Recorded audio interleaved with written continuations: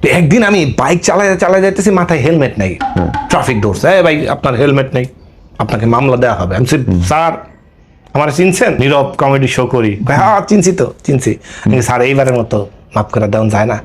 আচ্ছা ঠিক আছে যান, আপনি যেহেতু কমেডি শো করেন, হাসান টাসান, আপনারে আজকের মতো মাফ করে দিলাম, কিন্তু হেলমেট কিনে নিবেন। আমি স্যার আপনি নাইলে চিনছেন, সামনে যদি কেউ না চিনে, সামনে যায় কেউ যদি আপনাকে ধরে, আপনি বলবেন চকলেট।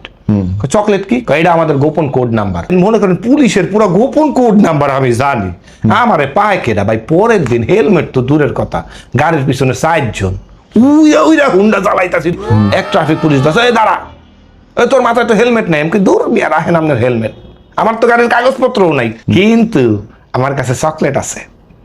ট্রাফিক ওর গাড়িটারে রেকার কর। আমি কেন স্যার, আমি তো চকলেট বললাম।